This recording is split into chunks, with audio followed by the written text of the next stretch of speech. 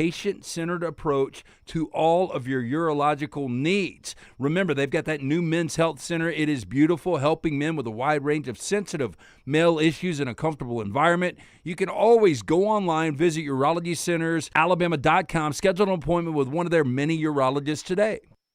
Excitement awaits at Barber Motorsports Park for the Fanatec GT World Challenge America, September 6th through the 8th. It's a high-octane weekend you won't want to miss. Witness some of the most iconic sports cars like Lamborghini, McLaren, Porsche, and Ferrari battling it out on the track.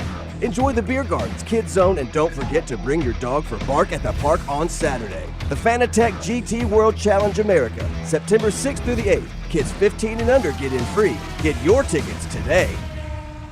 Maybe you follow us on Instagram, Facebook, X, LinkedIn, or TikTok. While we're changing the game yet again, Tyler's Telegrams has been developed exclusively for you. Hi, this is the lovable boy you know as Tyler the Intern. I'm a businessman now. I will come directly to your door and tell you every time a new piece of TNR content drops. For the low price of $740,000, you can be notified by me, one of the biggest stars of the next round, about that thing you missed. Sure, the rest of those social media services are free, but so is radio, and we all know how well that's trending. Tyler's Telegrams is currently operating exclusively in Bibb County. Other social media platforms are available everywhere. This hour of The Next Round is presented by the Birmingham Racecourse Casino, now featuring 7 days of giveaways with your chance to win a share of up to $125,000. The more you visit the Birmingham Racecourse Casino, the more chances you have to win.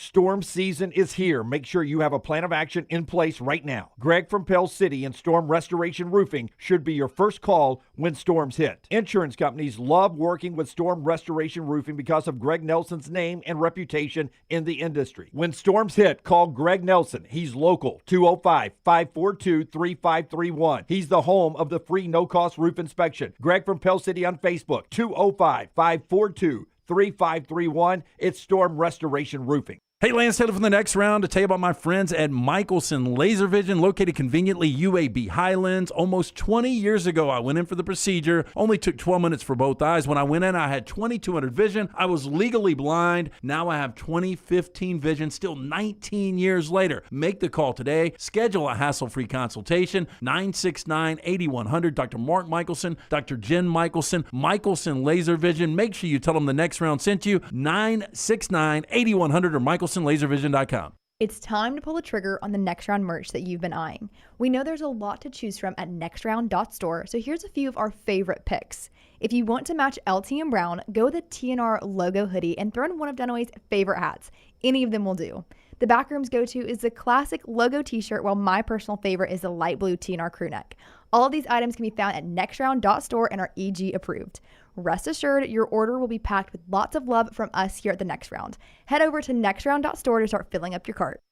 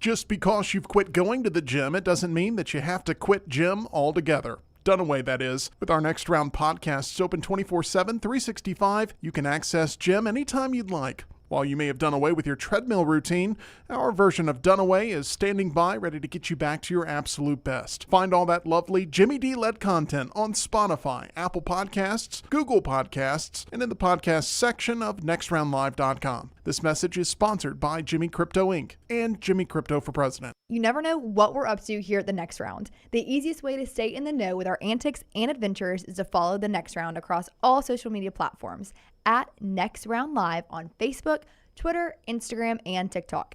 Whether it's Dunaway sleeping in the studio, Tim and Lunsford breaking down the latest movie release, or Game Day Chronicles, we are here to keep you updated on the latest sports news while, of course, having just a little bit of fun.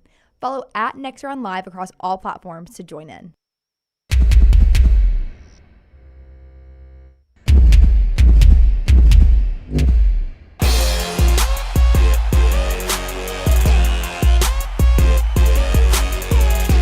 All right, episode 1, the middle 8. He is Brandon Marcello of 24/7 Sports and CBS Sports. I'm Ryan Brown. Good morning, Brandon. Week 1 is almost entirely in the books. We have survived it. It was fun. Great to see everybody back on the field. How you been, my man?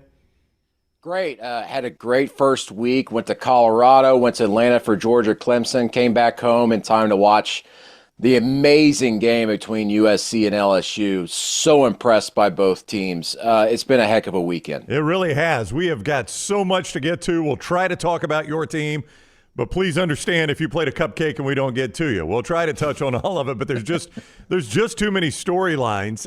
Let's start. I maybe attack this chronologically on Saturday. You mentioned you were in Atlanta.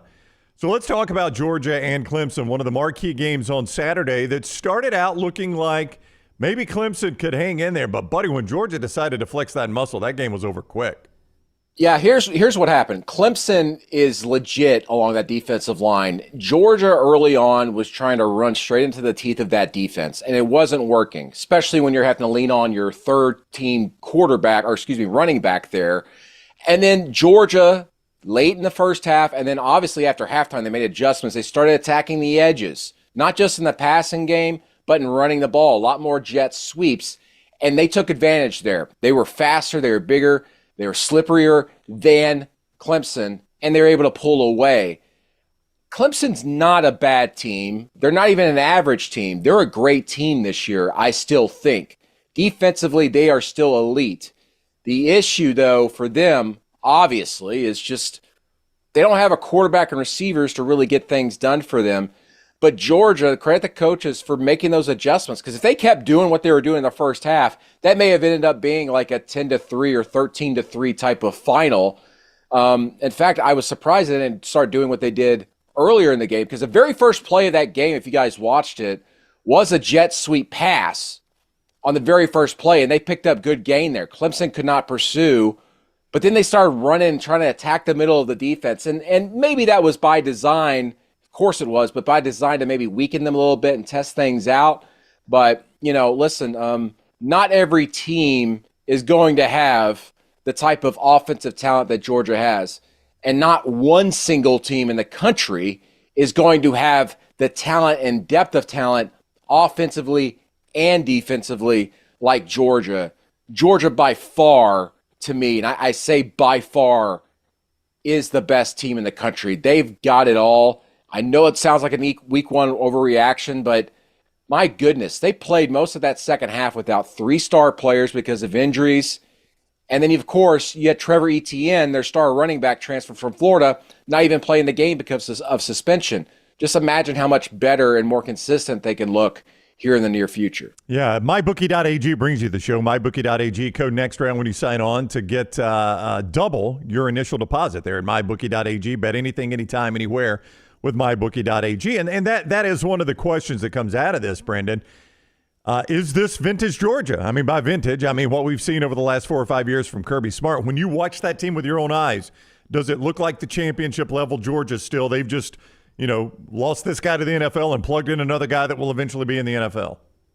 Yeah, it does to me. The one thing I would worry about, though, is maybe some of the depth along the defensive line, but even that is not necessarily a weakness by far. They're just stacked everywhere. I was really impressed by Carson Beck at quarterback. He made 3 NFL-type throws in that game, in my belief, including one that I think got overlooked quite a bit in the middle of the field to London Humphreys, the transfer from Vanderbilt, where he just kind of threaded in there as 2 defensive backs were closing in. Impressive stuff. Just absolutely impressive. And the physicality. That's what makes Georgia, right, under Kirby Smart. They just get after it. They got the talent, but they just get after you. And they've got that still.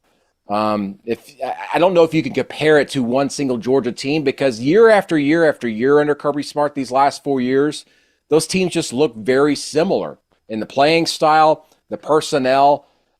This team to me is most definitely a playoff team, and it most definitely is the number one team. I came into this year high on Ohio State, and I still am. I had Ohio State number one before Georgia, but watching Georgia in person, they settled all of my qualms. They really did in that one game, because I know everybody's just wanting to hate on Clemson right now, including myself. I wrote a column about them, but Clemson's still a great team. They're still a top 15 type team, and Georgia just made them look like a mediocre, run-of-the-mill, average FBS team. But the reason people want to hate on Clemson, obviously, I mean, Dabo's kind of a polarizing guy, but, you know, he's a guy that has been very vocal about his distaste for the transfer portal and NIL and things like that. And when a team drubs you the way Georgia drubbed Clemson, it's easy to say, see, you can't play with the lead of college football if you don't operate like the rest of college football, like Texas and Ohio State and Alabama and Georgia are operating.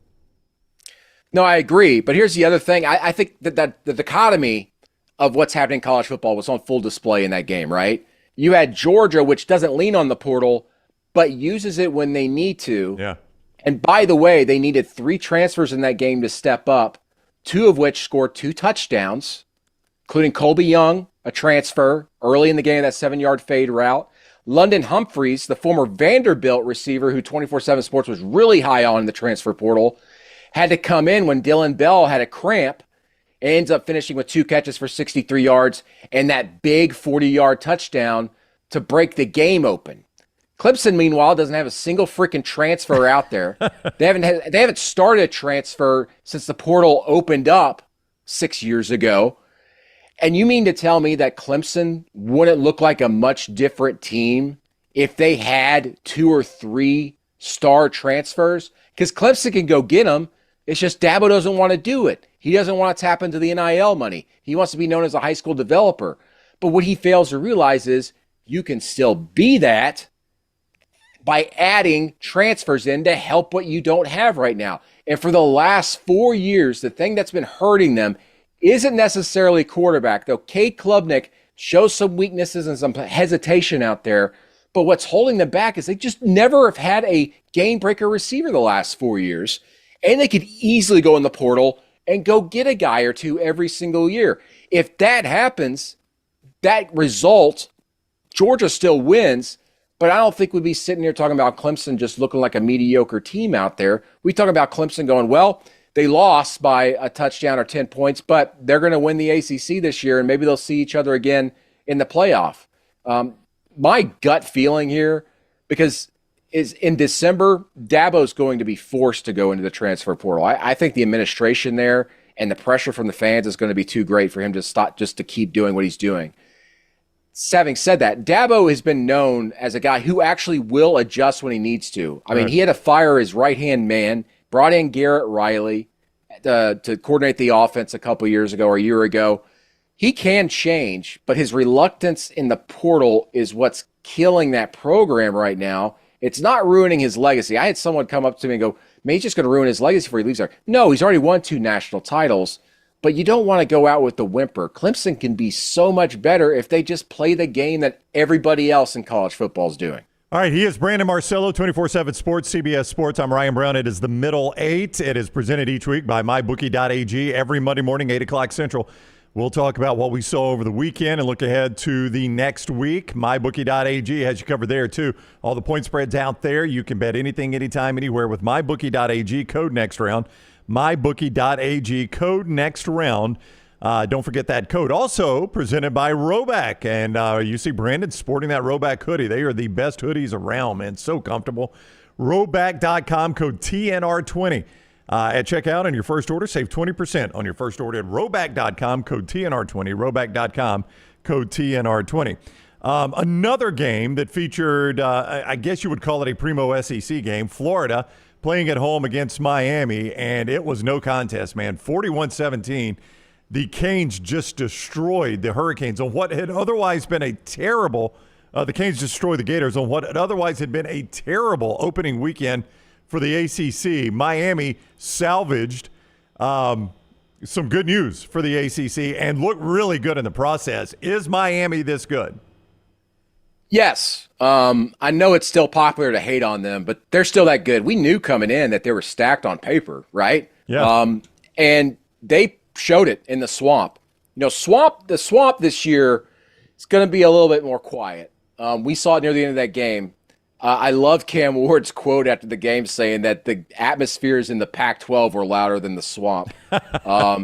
Just hilarious. Just digging that knife a little bit deeper into the Gators. But Miami coming into the season, guys, was already favored in 10 of 11 games. 10 to 11 games, I believe. Yeah.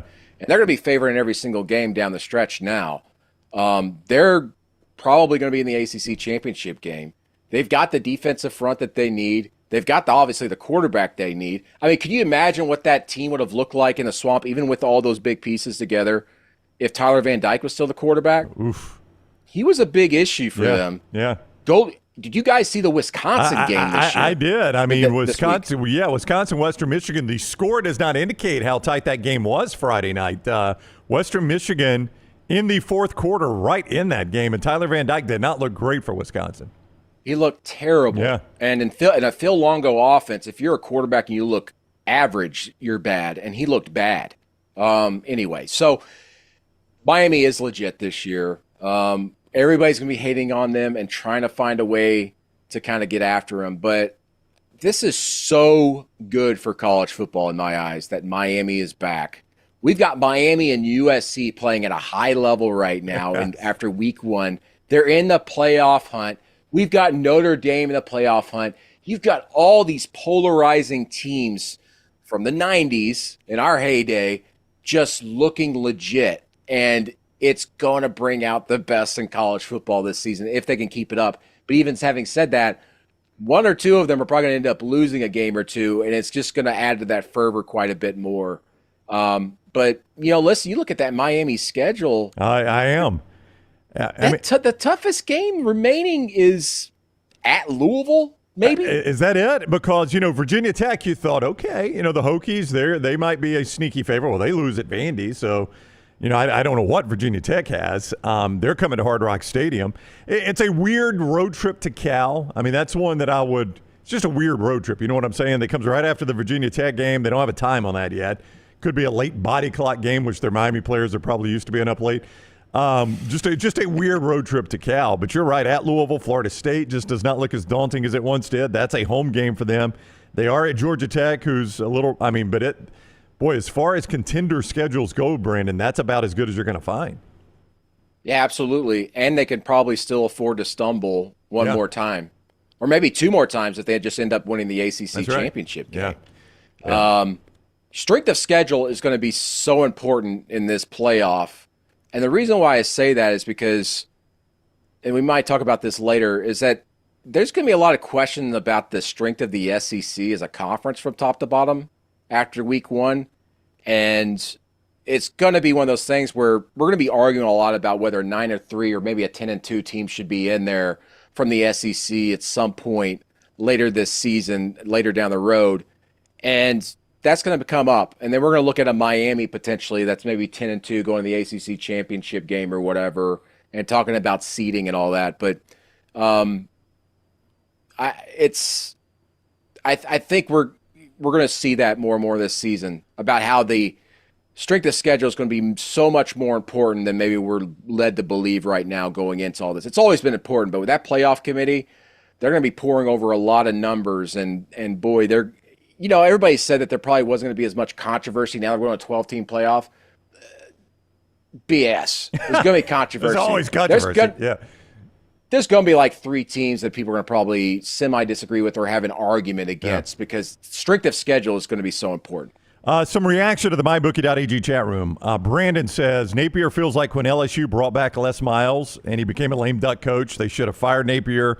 Miles was fired after the Week 3 loss to Auburn. Apathy is a strong thing. It does start to feel like those vibes, doesn't it? Yeah, and listen, you've got a president at the University of Florida now who is so much more involved and loves football there. And whenever they fire Napier, which looks more and more likely by the day, they're going to end up doing it before the end of the season. They're going to have to if they end up doing it. He's going to need a miracle at this point to really save his job. But they're going to clear out that athletics department. I'm afraid they're probably going to end up firing Scott Strickland, the AD there. They're going to start anew completely, and they're going to spend the money to do it. They've got the money. They'll do it. Who they go after, I don't know. But maybe it is an overreaction, but it's not. I mean, look at Florida's schedule. We all know what it was going into the season. The last 5 games of the season is the toughest stretch maybe in college football history. Yeah, I mean, his days are numbered. And I know he's been preaching patience and being methodical about his process and all that, but you're not seeing any positive returns or positive movement year over year over year. They haven't won in the swamp since October of last year. That just does not stand at Florida. It doesn't stand really at any program in the SEC unless you're maybe Vanderbilt. By the way, maybe Vanderbilt's better than you right now. Could be. I mean, they look that way Saturday. There's no doubt. I will say this, Mertz looked like he kind of regressed year to year, and Vanderbilt certainly got better at quarterback. So just at that one position, Vanderbilt looked much better with Pavia playing, and they beat Virginia Tech. Jonathan in the MyBookie.ag chat room says Cam Ward is this year's Michael Penix. I get, Penix had been injured. Ward, he wasn't injured. He just bounced around, obviously. But I guess what he means by that is the guy that has come out of nowhere to take the country by storm. If you did not watch Cam Ward at Washington State, Saturday might have been a surprise to you. If you watched him at Washington State, you kind of knew this guy was going to be pretty good in the right system. But here's the difference, Ryan, right? Listen, so when at Washington State, he had to carry that team on his back, and he made a lot of mistakes in having to do so. He had to force a lot of things. The turnovers were an issue. But when you watch the game Saturday, there was one bad mistake, and it led to an interception. That was it. He played in control and, of course, used those legs when he had to, but he's got so much more talent around him. It's really going to amplify what you saw previously at Washington State and previously in the FCS level. This guy is in the Heisman race right now. No, there's no doubt. I'm just saying that right now. Yeah, there's no doubt about that. And he's going to put up some gigantic numbers with this remaining schedule. There's some really bad defenses still remaining on that schedule. Yeah, I mean, if we did knee-jerk Heisman, he won the Heisman Saturday. We don't vote until December, but if we'd done knee-jerk, he was the Heisman winner. The Middle 8 presented by MyBookie.ag. Code next round when you sign on at MyBookie.ag. Bet anything, anytime, anywhere. And with that sign-on bonus, or that sign-on, you get a bonus. They double your initial deposit right there. Get ready for week 2 and week 1 of the NFL. MyBookie.ag, code next round. Also, TNR Coffee. Start your day right with the next round's curated coffee. Our staff up here tested it all, curated it, and everybody said we like this, don't like this. And Who Is Coffee developed a specialty blend from the people that you watch every day here on the Next Round and some of the people in the back room as well. You can buy it at nextround.store. Go get some TNR Coffee from Who Is Coffee at nextround.store. All right, the primetime game in College Station, Notre Dame and Texas A&M. Boy, this was a rock fight for a while, man. If you like good defense and offenses that have to earn every single yard, until Notre Dame finally broke the seal, that's what we had there in College Station. Yeah, I thought it was a great game. 2 well-coached and prepared teams going out there. The issue, of course, though, is still for Texas A&M is its offense like it was last year. I think a lot of people last year, and deservedly so, just thought that's a Jimbo Fisher problem. He didn't let Bobby Petrino call his offense, which is true, by the way. He didn't let Bobby Petrino really run his offense. But they've got some glaring weaknesses, especially at receiver. They don't really have a game breaker there, much like Clemson. They just don't have a lot of separation there. And the issue in that game specifically, one is Notre Dame's got an elite defense. I think they got a top 5 defense right now. They played man practically the entire game, right? And they locked those guys down by playing man. So they kept doing that. And it was so difficult for Connor to get into a rhythm of any sort. And he started making mistakes as a result. Connor was bad in that game. Oh, sure. Yeah. He was terrible. But he's not that bad, right? The receivers have got to step up. They've got to figure some things out there. The good thing is as you'd expect with Mike Elko, is that the defense looks pretty good, and they will be good the rest of the way going down the stretch here. But, they've got to find a way to get Connor in rhythm because teams now, not to say the book's already out on A&M, but they're going to look at what Notre Dame did to them, and they might have less talent, but it's all he's going to take is a few plays to kind of get Connor out of rhythm and out of his playbook, so to speak, and what he's expecting to do. And the problem with Connor also is that he just seems hesitant at times. I hate to use that word, but it just seems hesitant, and that's just, you're not going to be able to play quarterback in the SEC and be successful doing that. If you didn't watch the game, Wegman 12 of 30, 100 yards, but even worse than that, 2 picks. It's one thing to play bad and not be able to move the ball down the field, but you exacerbate it by throwing 2 interceptions. That was just as bad a night as you could imagine through the air for the Aggies. Notre Dame had a lot to do with it. That's an elite-looking defense, right? That Marcus Freeman, obviously is a defensive guy. You watch that defense and you look at the rest of their schedule, teams will struggle to move the ball and score on Notre Dame's defense this year. Oh, yeah, absolutely. And their schedule's pretty easy. Oh, yeah. The rest of the way. It really is. This team is – we had people in our office going, all right, Notre Dame, first lock in the playoff. They are. 1-0. It's hard to see them losing. They could probably get in at 10-2, Brandon, and you try finding 3 losses on that schedule. It's almost impossible to do. It is. You look at the rest of the schedule, the toughest games they've got remaining on the schedule, and people are going to laugh at this when they hear it, especially in SEC country, is Louisville. Yep. But they get them at home on September 28th. Florida State, they get them at home November 9th, and Georgia Tech, October 19th. And that's in that's Mercedes-Benz Stadium, neutral site, but I would say there are more Notre Dame fans at that game than Georgia Tech fans. Oh yeah, absolutely. I hate saying that. Yeah, that's true. But I've seen it for first person, Clemson, Georgia Tech a year or two ago in Mercedes-Benz Stadium. There's more Clemson fans there. This Notre Dame team, it's going to be one that we're talking about all season, about just waiting for them to stumble, and I don't think they're going to stumble. Of course, they've got USC to end the season, which is, if those two teams can find a way to keep winning, maybe that's a top 4 matchup going into the end of the season. I think USC, we'll talk about them later, but they've got some stumbles on that schedule, just obviously being the Big Ten now. But, yeah, Notre Dame, they could be cruising. And that's a great thing for them, because Riley Leonard, as good as he was Saturday night, could be so much better down the stretch. And they've got to keep him healthy. That's another big thing to watch about him. They really went hard with him in that game, as they should have.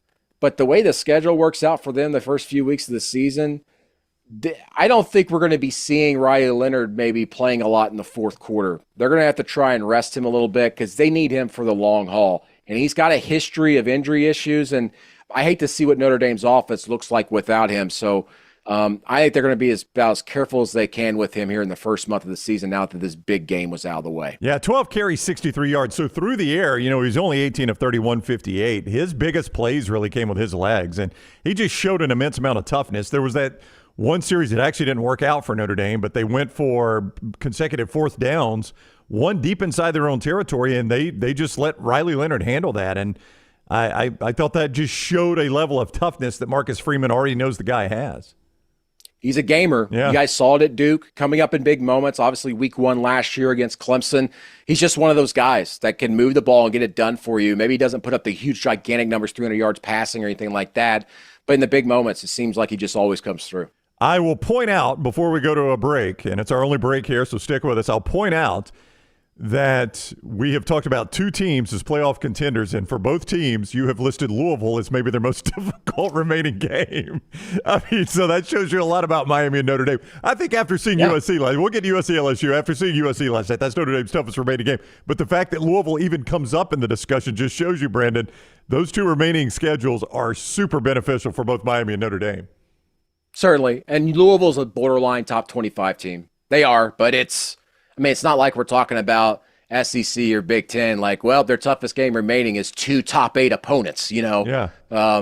It's a little bit different in the ACC this year, and Notre Dame very going to be a beneficiary of that quite a bit. You got to see first, Brandon, if Louisville survives my Jack State Gamecocks Saturday. They got to survive that before we can start talking about them being anybody's tough. What the hell is Rich Rod doing? What's terrible quarterback play. Terrible quarterback play. I don't know how. I didn't get to see any of the highlights or any of the reviews there, man. But yeah. That's not good. It's terrible quarterback play. I don't know how you could be that bad at quarterback this day and age, but they were, buddy. They managed to do it somehow. Especially on a Rich Rod. I know. That's a guy that has coached quarterbacks. All right, we're going to get to USC, LSU. The other contenders that were playing some cupcakes, some looked really good, some did not. We'll get Brandon's thoughts on that. It is the Middle Eight presented by MyBookie.ag. Code next round when you sign on at MyBookie.ag. And that gets you double your initial deposit, and you can play with it right away on week 2 of college football, week 1 of the NFL. MyBookie.ag, code next round. MyBookie.ag, code next round. The Middle Eight continues after this. Twin Peaks is the best in the game. Here, you're in the red zone for every college rivalry and divisional matchup all season long. I mean, where else are the scenic views as good as your view of the game? Only at Twin Peaks, the #1 sports bar.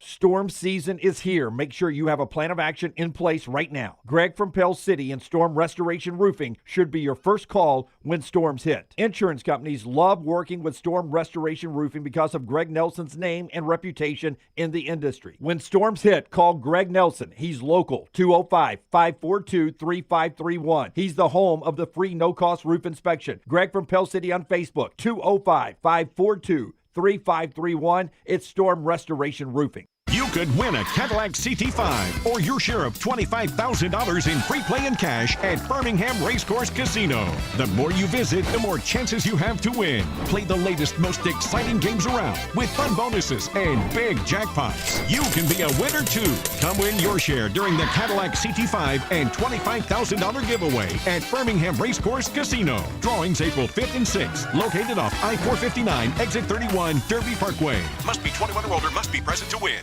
When on YouTube, you constantly hear requests to please like and subscribe. Well, here at Disrupt Media, we aren't going to play that game. Those demands are frankly outdated. So we just want you to hit like or subscribe. It's like a choose-your-own-adventure novel. Pick a path, hit like, or hit subscribe. It's your call. We don't care which, just pick one. Or go to Roll Tide Pods and do it. Or War Damn Pods. Or the Disrupt Media YouTube channel. Or The Meltdown. Just make a decision and stick with it. Like or subscribe, the choice is yours. Hey, let me tell you about our friends at Urology Centers of Alabama. Compassionate and comprehensive urological care with 35 physicians, 17 locations across Alabama. Their patient-centered approach to all of your urological needs. Remember, they've got that new men's health center. It is beautiful, helping men with a wide range of sensitive male issues in a comfortable environment. You can always go online, visit urologycentersalabama.com, schedule an appointment with one of their many urologists today.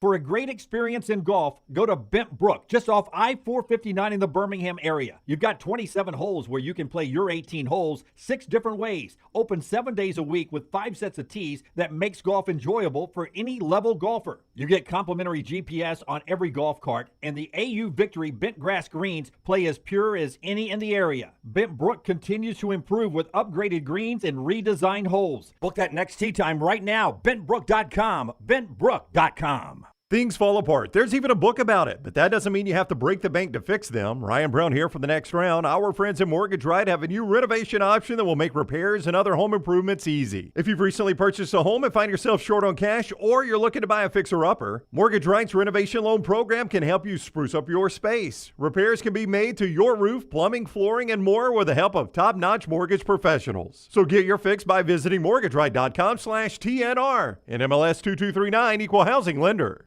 There is no better place to watch your favorite sporting events and enjoy great food than one of the 3 great Birmingham locations of Walk-Ons. The TVs are everywhere with your favorite sports, and the menu is second to none. From the great appetizers like the waffle cheese fries to the Avery Island salad, handhelds like the all-new chicken bomber, bistro specialties with a special taste of the bayou, the amazing hand patty burgers, the great po' boys, and the specialty drinks. Visit any of the 3 great Birmingham locations of Walk-Ons: Greystone, Stadium Trace and Hoover, and the brand new location in Trussville. Start your day online with our website, nextroundlive.com, for the latest videos, podcasts, and college football stories. It's also a great way to stream the show or shop in the Next Round store. Stay connected by visiting nextroundlive.com.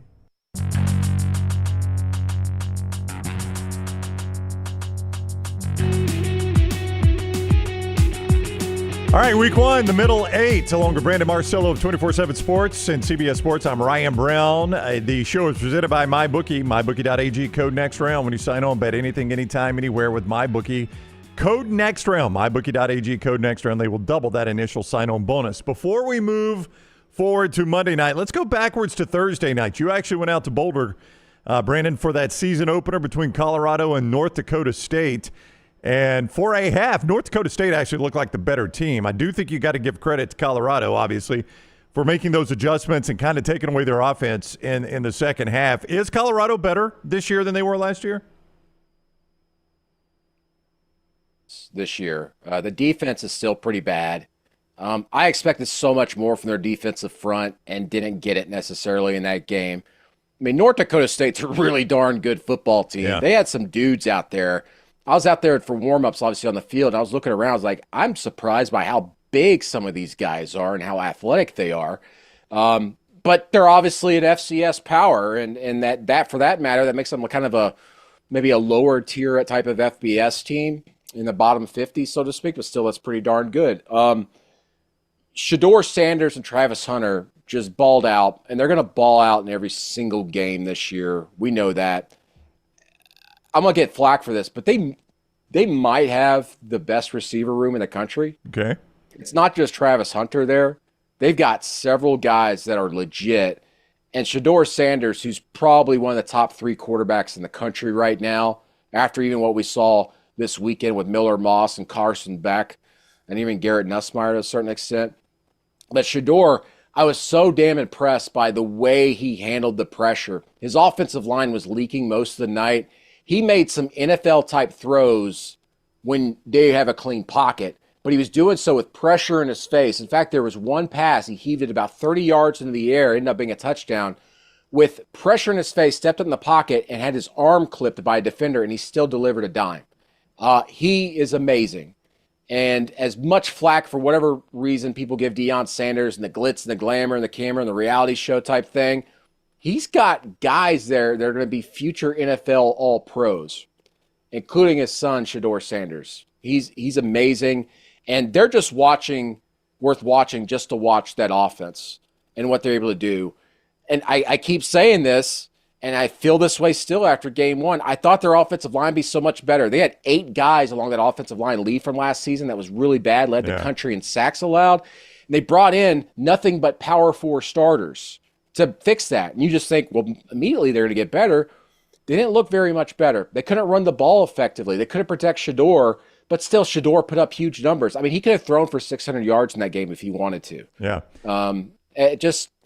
They're a lot of fun to watch, but that defense, they're still probably going to be like a 5 or 6 win team, but getting to a bowl game for them would be a gigantic success considering where they came from. By the way, we haven't looked ahead much to this coming week, but a very interesting Saturday night matchup. Dylan Raiola looked pretty good for Nebraska. Now, granted, it was UTEP, 40-7 win, but Raiola looked the part, and Shedeur Sanders, that'll be a fun quarterback matchup Saturday night. Oh, it's going to be fantastic. And you're right. I don't think we're looking ahead enough to that because everybody's going to be looking at Texas, Michigan, some of the other games, the ranked matchups. But that's going to be a battle between 2 great quarterbacks. Dylan, of course, as you mentioned, no one's really talking about him because it was his first game as a freshman, but this is his coming out party potentially. And really it's a coming out party for Nebraska because if you look at their schedule, that's a team that should be 6-1 or 7-0 going into Ohio State. And everybody's going, well, you're pumping up Nebraska too much. Look at the damn schedule. It is cake. It is cake in the first half of the season. It is. They beat Colorado. They probably will be 7-0. I think Colorado's their toughest test here, but they get them at home at night, and that place is going to be rocking. Oh. Nebraska fans are among the best in the country. Yeah. They've been waiting and pleading and begging for this for the last 10-plus years. This is their moment. That's going to be a gigantic game and great atmosphere. I can't wait to watch that one. 6:30 NBC for that one Saturday night. The one thing that LSU cannot do, whether it's Orgeron or Brian Kelly, is win a season opener. They have not done it since their national championship year of 2019. I don't know what is in the way now. Look, I'll give them credit for this.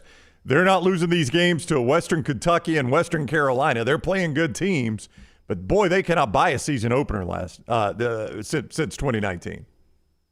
Got a problem there, and yeah, it is. I'm gonna hit my desk like Brian Kelly.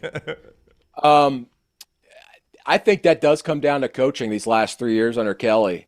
Wow. Big situations, they have not come through, and that's from coaching. It's not necessarily the players not stepping up. And BK said it after the game last night. I'm not doing a good enough job. And it's not necessarily they couldn't move the ball or they couldn't get a stop defensively, is that they kept shooting themselves in the damn foot. Yeah. All those freaking penalties, big situations, giving them first downs, extending scoring drives when they could be getting off the field. They can't be doing that in year 3 under Brian Kelly. Brian Kelly, coming into this year, has the longest streak of 10-win seasons. And in year 3, no matter where he's at, he's had 2 undefeated regular seasons in year 3 at previous stops. And the other one, he ended up winning a conference title. LSU is a team that they expect this year, maybe not nationally, but they expect in that program to win 10, 11 games in a regular season this year. They probably might still do it. They are still damn good. But my goodness, terribly timed penalties in that game. Undisciplined play. You can't be doing that in year 3 in that system. Miller Moss was fantastic on the other side, though. 27 of 36, 378 and a touchdown, and was even better, to use a Vegas term, when the chips were down and pushed in. I mean, the fourth quarter, Miller Moss was fantastic for them. Stepped up, unlike Garrett Nussmeier last year in that bowl game, leading them down the road there in the last 2 minutes. I kept expecting that against USC. He ends up throwing an interception, has some miscues as well earlier in the fourth quarter. Meanwhile, Miller Moss just balls to the wall, man. That guy is elite. He's a star. If you're a quarterback out there, why in the hell would you not want to go play for Lincoln Riley? They're all good, yep. He just produces Heisman Trophy winners and contenders. Yep. And Miller Moss is going to be in New York City in the year. If he can ball out against some of these Big Ten defenses he's got coming up on the schedule, that guy will be in New York City. He's got it, man. And he's got that moxie, that grit to him, and then leading that drive down to win it. Just stellar stuff. Out of all the quarterbacks this weekend, he was the best one, over Cam Ward. I know we were talking about Cam Ward earlier on the road in the swamp. I know that was a neutral site game in Vegas, but it was like 70% LSU fans, and they had an unlimited supply of beer and alcohol to get them pumped up for that game. That was a hostile atmosphere for USC, and so damn impressed by Miller Moss. And what else do you expect, from Lincoln Riley? But the big news here is not Miller Moss, and wow, a quarterback performed well. That defense looks legit, right, Brownie? Much better. Deontay Lynn, I mean, he made a huge impact on that defense right away. They had a pulse. They were able to get off the field. They were hitting. They were tackling better year to year, but really on both sides too. I mean, LSU's was I know we just talked about a quarterback going off, but I mean, last year that would have been 450 pass yards against LSU's defense. Both were improved, but USC showed significant improvement. Absolutely. And that's Lynn, man. He went to UCLA, immediately turned that thing over. He brought in a couple of UCLA transfers with him. And I know they mentioned this on the broadcast because USC was pumping this up in the offseason to me and other reporters that we have changed our bodies defensively. We got to get bigger and we got to get stronger, not faster. We got to get bigger and stronger. They were already fast. Yeah. We saw that because they were running after ball carriers in the open field a lot. And that's Alex Grinch's scheme, right? Alex Grinch, the previous defensive coordinator there, was about just spreading out his defense and playing pursuit ball. Why? Why are we doing that even in the Pac-12 in this day and age when everything's so wide open? And the Big Ten offenses are more wide open than ever. This defense is equipped to play week to week in the Big Ten. And LSU playing 12 personnel, sometimes 3 tight ends out there, and then also spreading it out. They're going to see a lot of offenses very similar to what LSU threw out there. And, man, USC more than held their own. It is the Middle 8 presented by MyBookie.ag. Code next round when you sign on to MyBookie.ag. They will double that initial deposit for you, and you can play with it right away. Week 2 of college football, week 1 of the NFL coming up starting Thursday night. MyBookie.ag, code next round. Also, Rowback.com. You see Brandon sporting that Rowback hoodie. They are the best hoodies you will find anywhere. Also, great golf polo shirts, the crew necks, the pants. They've got it all right there at Rowback.com. And you can save 20% off your initial order with code TNR20. Code TNR20 at Rowback.com. Get 20% off that initial order. Before we go to some of the contenders that might not have performed well against Cupcakes or blew out Cupcakes, Let's talk about Penn State, West Virginia. Weird game, long delay at halftime. But, boy, Penn State's defense on the road was so impressive in that game against West Virginia. The Mountaineers just could not do anything against that defense. Yeah, West Virginia probably wishes that lightning delay went through the entire second half. Yes. I know the thing with Penn State, Brownie, is that we always just go, well, Penn State wins the games against unranked opponents, and then when they face a top 10 team, they lose. It's true, yeah. So, but West Virginia is a little bit different this year. They returned a lot of production. They played a lot of close games last year and won. And usually the averages kind of balance out year to year when you're doing that, especially when you return so much production. So maybe West Virginia, they're going to take maybe a half step back this year instead of taking a step forward like a lot of people expect, even with all that returning production. James Franklin's won 22 straight against unranked opponents. That's just expected. We know that, right? But that defense, still freaking legit. They haven't allowed a touchdown drive on the opening possession since 2021, Brownie. They just set the tone defensively week after week after week after week, and that is so difficult to do. And this includes games against the likes of Michigan and Ohio State. So defensively, they're great. But the big story here is that Andel Kotelnicki, the offensive coordinator previously at Kansas, now at Penn State, we saw his little play designs there, some fantastic little flair added to this Penn State offense. And that is going to be the difference for them this year. They have a pretty good schedule. Penn State should be a playoff team. As much as people want to crap on James Franklin, which he's an elite coach, these last 6 years, they would have been in the playoff every single year. Yep. If it was a 12-team field. So this is a playoff team in my eyes, definitely. And that offense seemingly does have that extra flair because of Andy calling them plays. Andy is a genius at scheming, guys. Yeah, I mean, go to YouTube. Go look up some of the Kansas highlights from the previous couple of years. Just amazing stuff. Putting out 2-3 tight ends, extra linemen, so many different formations thrown your way. You don't know what to expect snap to snap, and those players just execute. And Penn State also offensively, I don't know about you, Brownie, but didn't they look cleaner? They did. Execution. Yep, they did. Aller looked like the quarterback I think a lot of people think he's going to be. And Singletary's just a really, really good running back. I mean, they've got the formula, really good defense and able to run the football. They can run the ball. Yep. You're exactly right. Since 2022, they lead the FBS in games of having 100 yards rushing by a running back. So they're going to be able to run the ball. They always have been, but now they can throw the ball because of some of that creativity provided by the offensive coordinator. Yeah, and I'm sure Singletary would have been a great running back, but Singleton was the name I meant to say. But, Mike Singletary as a running back would have been fantastic, I'm sure. Yes, he would have, actually. Yeah. I think he could have handled that. Let's talk about some of the contenders that were playing cupcakes. Let's start with Ohio State, Akron, the debut of Chip Kelly as the offensive coordinator. This game was only 17-3 at the half. Ohio State pulls away in the second half, wins this thing going away. Will Howard, 3 passing touchdowns, that two-headed running back room. They didn't necessarily go off, but over 100 yards between Travion Henderson and Quinshon Judkins. What did you make of Chip Kelly's first performance of offensive coordinator? I know Akron is bad, but consider this little connection here, okay? Okay. Who was the offensive coordinator when Oregon went into Ohio State a few years ago and just absolutely beat the crap out of them? I don't know. Time's up. All right. Joe Moorhead, the head coach now at Akron. Okay. He knows how to attack that defense and kind of keep the other offense off the field. But Ohio State's loaded. We know that offensively.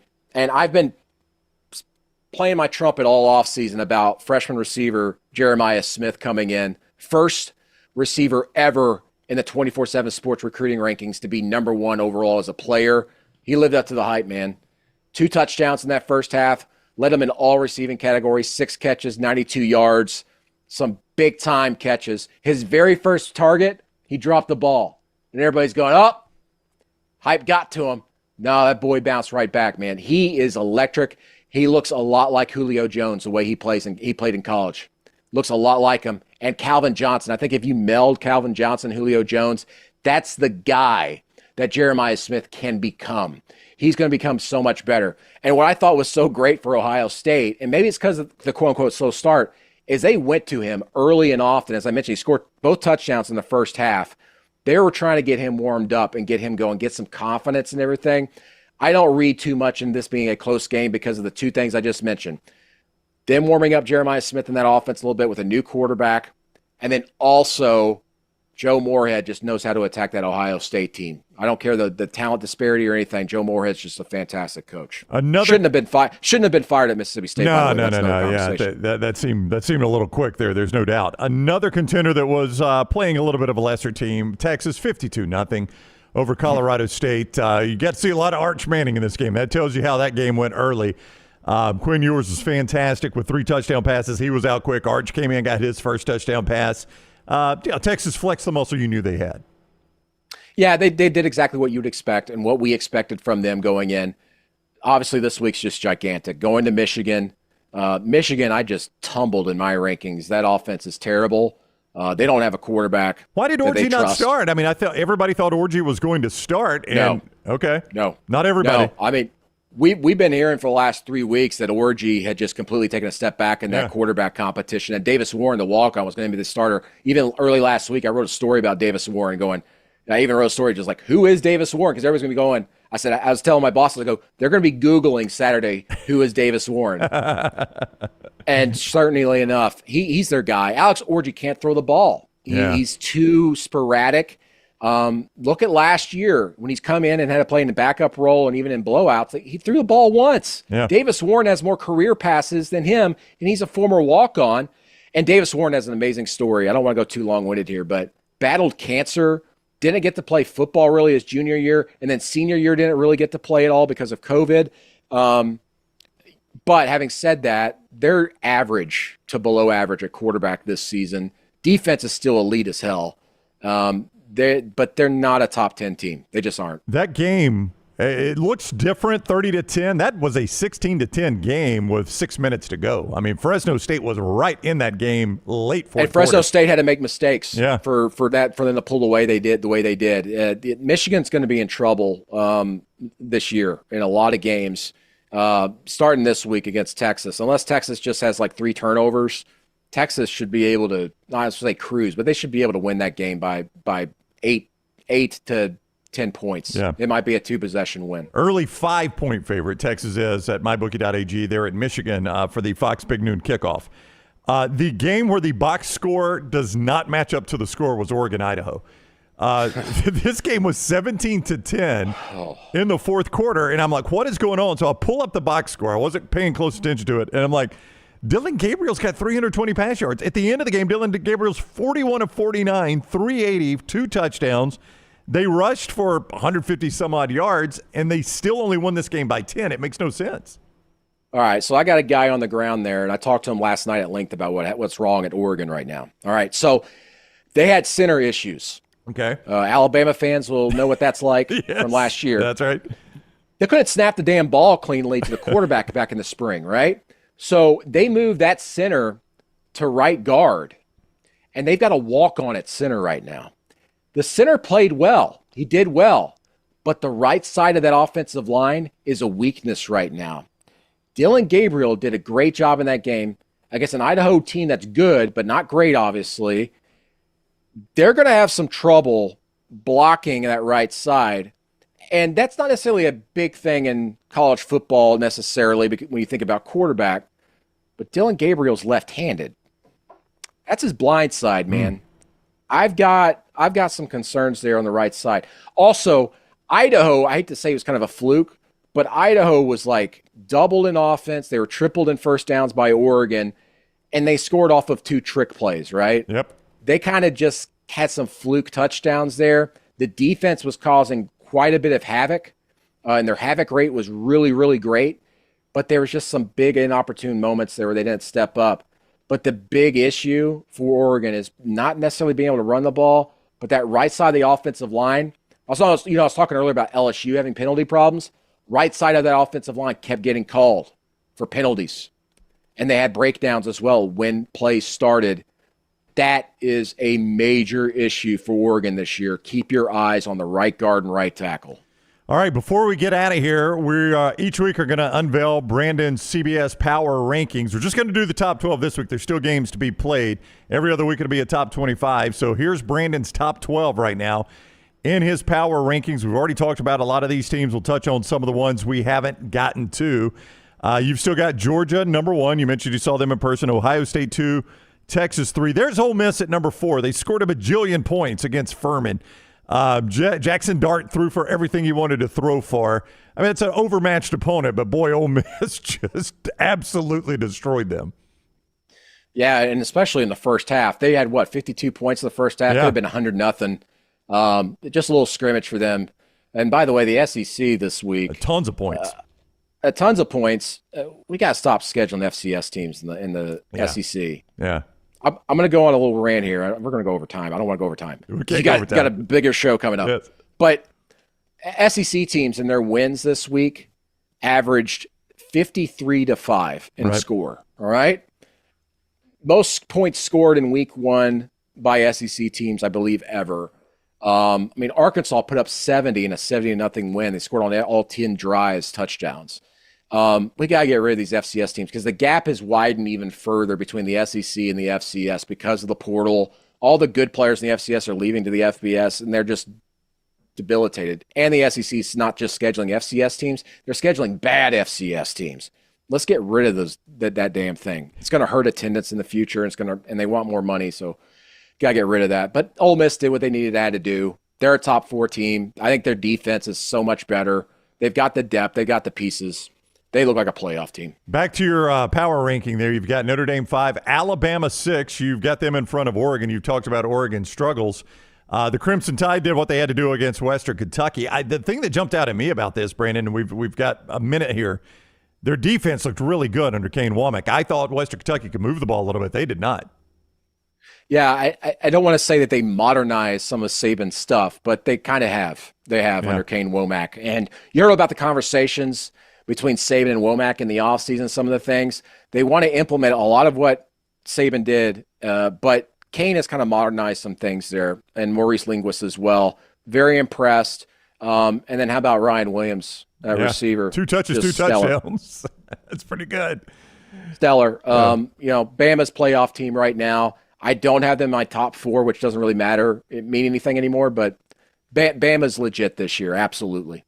Yeah, so you see Brandon's top 12 there. You'll see the top 25 each week. It was really cool for those that aren't in the state of Alabama. Top 2 players in the state were Cam Coleman and Ryan Williams. They scored almost simultaneously their first touchdown. It was really cool to see. Oh, yeah? Yeah, Williams scored. I had both games on. Williams scored. Bama kicks the extra point. They go to break. I look up, and about that time, Coleman catches it and runs in the end zone for Auburn. Almost simultaneous, their first touchdowns of their career. Kind of, those players are always going to be compared. It was kind of cool they scored like that. Yeah, I also want to mention, I know this is my top 12, but my 12th team that would be a group of 5 champion that would be in right now is UNLV. Went on the road. What a win. And dominated Houston. Yeah. Wasn't even as close as that score showed. Boise State showing some shaky issues there. They've got Oregon coming up. Huge game for them. If they were to somehow upset Oregon, I mean, Boise State will be in the playoff this year, but UNLV, I'm the most impressed with right now in the group of 5. Well, that was UNLV, yeah. Yeah, that was a quick hour. The Middle 8 presented by MyBookie.ag. Code next round when you sign on to double that sign-on bonus. Also, Roback.com, code TNR20, and start your day with coffee from TNR. TNR Coffee at nextround.store. The Middle 8, he's Brandon Marcello. Have a great week, Brandon. We'll see you next Monday. The next round is next.